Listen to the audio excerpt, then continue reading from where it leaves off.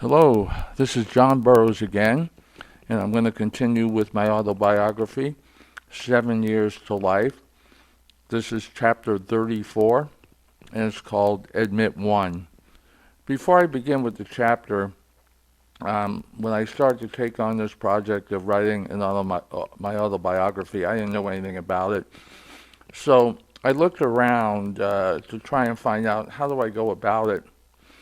And one thing that stuck in my mind mostly was the fact that if you're going to go back in your life, like an actor, you have to go back and kind of get yourself in character because you go through stages in life and you become different in those stages. Not completely, but you become different. So, what I'm saying is, when you're reading these chapters, I'm sure you already understand it. The person I was then is certainly not the person I am now. And as we get closer to the future, it'll become more apparent to who the person I am now is. But uh, anyway, that is one thing. Secondly, if you notice in these chapters, I usually use a first name and initial.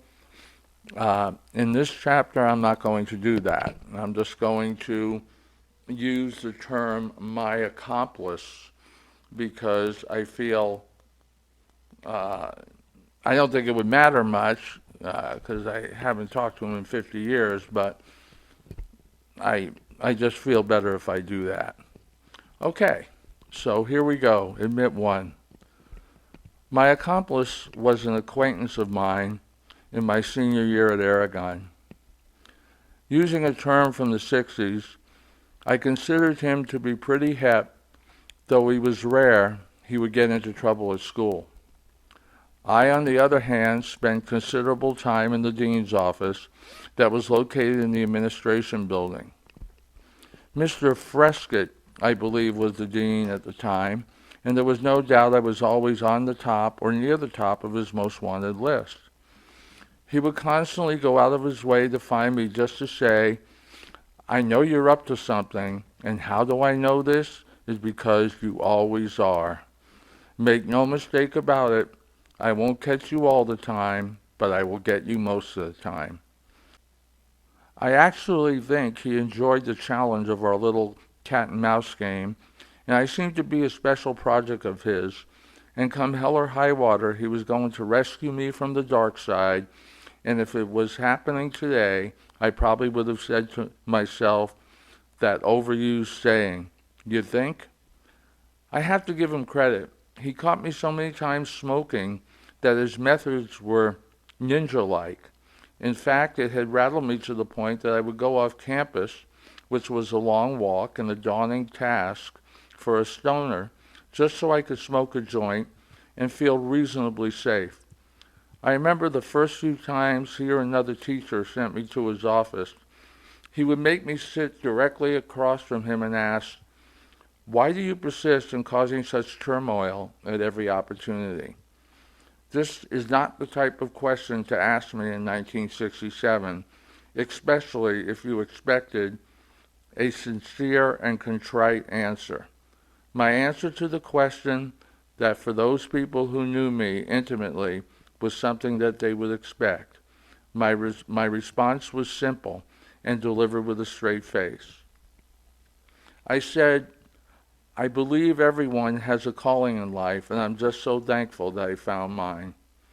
For a split second there, I thought he was going to punch me because he stood up and pondered the situation and controlled his impulse, which was unfortunate because it would have resulted in a victory of sorts for me and job termination for him. He calmly sat back down and proceeded to stare at me coldly for the remaining half hour of the lunch break. This became an ongoing ritual until he realized I was perfectly content to twiddle my thumbs and stare off into space. Of course, my ability to do this without getting bored senseless was because it was extremely rare that I was not stoned in one way or another. He finally figured out my nemesis. It was called strenuous physical labor. He began to send me into the stockroom and rearrange things on the shelves, sweep up, and generally work my ass off for 45 minutes or so. He had found my kryptonite, and it bothered the crap out of me. So much so that I started to become less of a troublemaker, and that bothered me even more. It started to appear that the tide had turned and he was winning.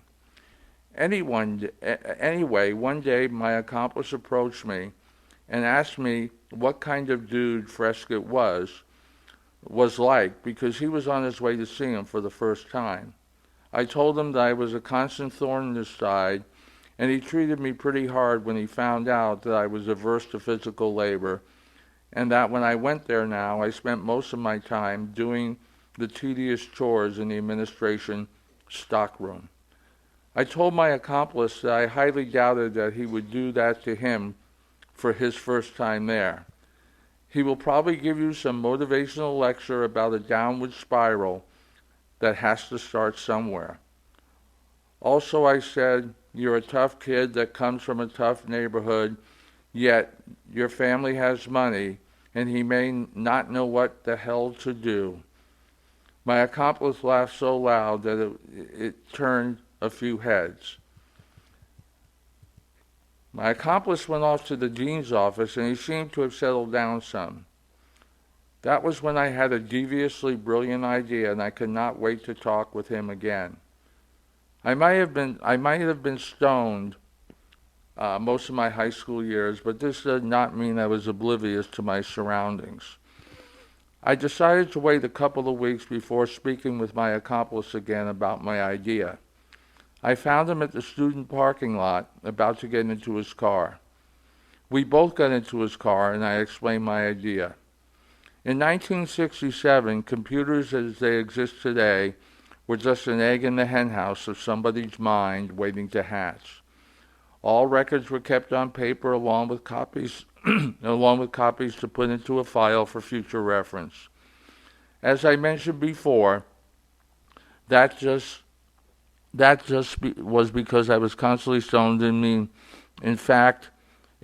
I was constantly stoned did not mean I was oblivious to my surroundings. In fact, in some cases, it heightened my awareness. I became a veteran of the supply room and noticed two particular boxes that greatly intrigued me. One was a box of absence excuse slips, and the other was the stamp machine that dated the slips. There were many boxes of the slips, but only two boxes containing the stamp machines, and I figured the machines rarely broke down. There were also what appeared to be some boxes containing ink cartridges for the stamping machines. My plan became finalized when I noticed the rear door that was double wide and led directly to the outside and was used for deliveries. If a student was going to be absent, the rules dictated that a parent or guardian call the office and inform one of the ladies behind the front desk that their student was going to be absent that day and possibly longer depending on the illness. When the student returned to school, he or she would provide a letter from the parent or guardian explaining the absence, and that letter would be placed in the student's file for future reference. One of the ladies would then take a green admittance slip and insert it into the machine where it would be stamped with the date and time. The slip had 8 lines for each teacher to sign when the student returned to the school, and at the end of the day, the student returned their slip that was also placed in their attendance file. So while sitting in my accomplice's car, I told him of my plan and some of the steps I had already taken to ensure its success. It went like this. At times, when I was serving my lunchtime sentence in the supply room, the dean would go out to lunch. The two ladies would alternate their lunch breaks, so the office was never left unattended. My first step was to gain confidence with the two lady clerks to the point that their perception of me was almost completely opposite to that of the dean's. When the dean left campus for lunch, it was usually for an hour and sometimes longer. At those times, I would begin to manipulate whatever lady was there at the time. I did this by planting a seed of discontent and then use empathy as my ally. The scenario went something like this. Margaret, you know I'm in here a lot, and I get to see what you have to go through every day. And if you don't mind me saying so, you and Jane seem to be the ones that have to take care of everything around here, including taking coffee orders from the occupants of this building, aside from teaching. It just seemed to me that if both of you were not here at the same time, the day-to-day operations would come to a standstill. You never seem to complain, and I could be wrong, but I think at some point you should ask for a raise. I have used the same strategy as a salesperson in my later years, and it worked then as it did back in 1967. They not only began to genuinely like me, but they started to treat me as if I was their younger brother. But I had to make sure I was correct in my assumption. One day of the many that I was back there, I decided to test my theory. The dean had stayed in for lunch, which was becoming less and less frequent, and a big shipment of paper had just been delivered. I took one of the heavy boxes, and lifted it as high as I could, and I just dropped it. That resulted in a resounding thud. The dean yelled from his office, "What in God's name are you doing back there, Harrington?" At almost the exact same time, Margaret came running into the supply room and looked at the feigned fear in my face and said, "Are you all right, dear?" Which I replied, "I'm okay. I was just a little shocked at how loud the sound was." This was perfect because now I knew the ladies implicitly trusted me. I now revealed my plan to my accomplice. I told him I was going to steal an admit machine and a box of the green admit slips. I am not concerned about the admit slips because there were so many boxes of them that I am sure a missing box will not be noticed, at least for a long time. The biggest problem is the admit machine itself, and there are only two of them, and they are in taped boxes. Continuing on, I said, I'm going to cut the tape, which was clear, very carefully with a box cover, remove the machine, and reseal the box with clear tape, and put it in a perfect hiding place until the right time. Here is where you come in. If you don't mind, take a drive around the back of the school. He started his car and he headed around the back of the school, which was required anyway. As we approached the double doors, I said, "You see those double doors?" He nodded in acknowledgement. I explained to him that those doors led directly to the supply room, and they're mainly used for supply delivery in order for supplies to be delivered with minimum interruption of the activities taking place in front of the administration office. I said to him, I'm going to make sure that I get sent to the dean's office this coming Friday, well before lunch. The box containing admit papers and the machine could easily fit into a normal gym bag. I have noticed lately that the dean seems to always leave for lunch on Fridays. The doors are locked from the inside. I am asking you to walk by those double doors on Friday at around 12:15 and knock lightly on the doors. If everything is copacetic, I will hand you the machine and the admit papers. Put them into the gym bag and take them to your car and place them in your trunk. My accomplice cried, "You're effing crazy, and I don't see the point to all this. Not to mention that I don't want stolen crap in my car." I was somewhat disappointed in his response, so I said, "Fine. I will give you my car keys and put the stuff in my trunk." He was still hesitant, and I could see the look of confusion on his face.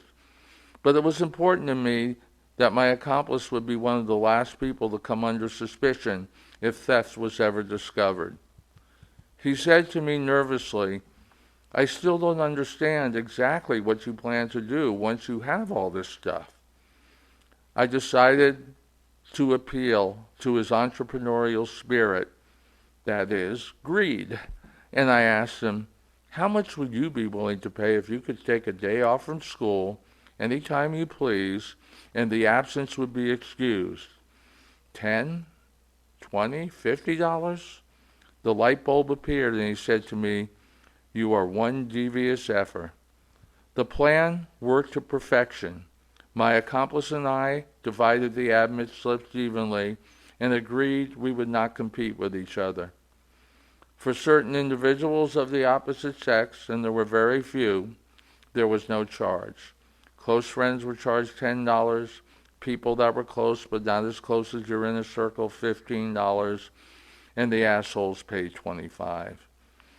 This little venture happened relatively close to the end of the school year, and though there are rumors that the principal and his team were starting to catch on, the final semester ended, and nothing ever came of it other than my accomplice and I made a little money those last 5 weeks of school.